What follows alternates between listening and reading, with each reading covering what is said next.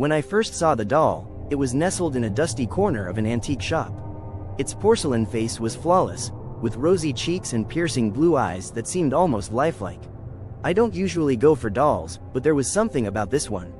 I felt an odd compulsion to buy it, as if it were calling to me. I brought it home and placed it on a shelf in my living room. My roommate, Claire, laughed when she saw it. "That's creepy," she said, shaking her head. "Why would you want something like that?" I shrugged, unable to explain the pull I felt toward the doll. I just liked it, I guess. For the first few days, nothing happened.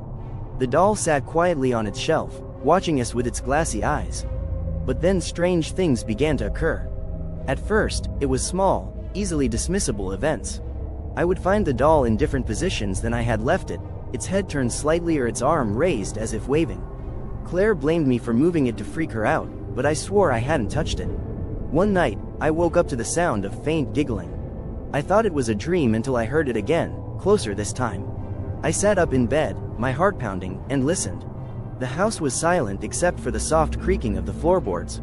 I got up and tiptoed to the living room. There, in the dim light, I saw the doll sitting exactly where I had left it. But its head was turned towards me, and I could swear its eyes gleamed with malice. "Claire, this isn't funny," I whispered, though I knew she was asleep. The next day, I told Claire about the giggling and the doll's movements. She laughed it off, but I could see a hint of unease in her eyes. That night, we decided to stay up together to see if anything would happen. Around midnight, we heard a soft thumping sound, like tiny footsteps running across the floor. We looked at each other, our faces pale. The sound grew louder, coming from the direction of the living room. We grabbed a flashlight and cautiously made our way to the source of the noise. The doll was gone. We searched the entire room, but it had vanished. Suddenly, the flashlight flickered and went out, plunging us into darkness. I fumbled with the switch, but it wouldn't turn back on. Panic set in as we stumbled around, trying to find the light switch. When the lights finally came on, the doll was back on its shelf, sitting in the same position as before. But now, its once innocent face seemed twisted into a sinister smile. "We need to get rid of it," Claire said, her voice trembling. The next day, we took the doll to the backyard and set up a small bonfire. As the flames licked at its porcelain skin, I felt a strange sense of relief.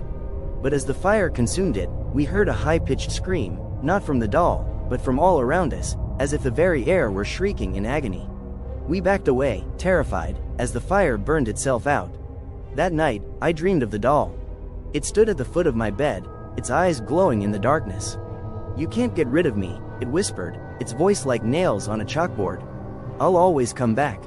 I woke up drenched in sweat, my heart racing. I turned on the bedside lamp, half expecting to see the doll there. But it was gone. I tried to shake off the dream and convince myself it was over.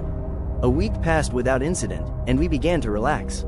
Then, one evening, I came home to find Claire sitting on the couch, staring blankly ahead.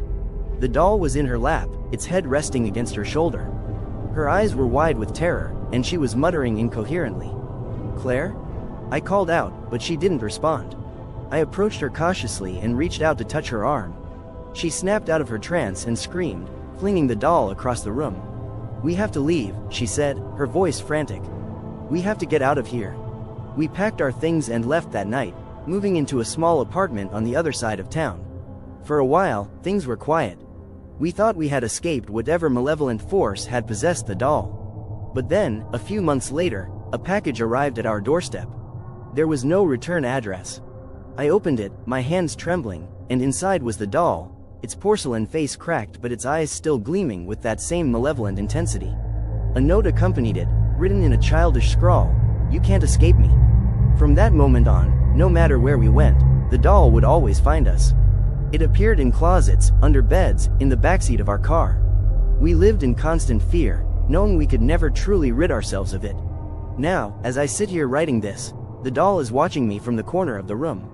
Its smile seems wider, more sinister. I know it's only a matter of time before it makes its next move. The terror it brings is unending, and I fear we will never be free. For those who read this, heed my warning. If you ever see a doll that seems too lifelike, too perfect, leave it be. Because once it finds you, there's no escaping its grasp.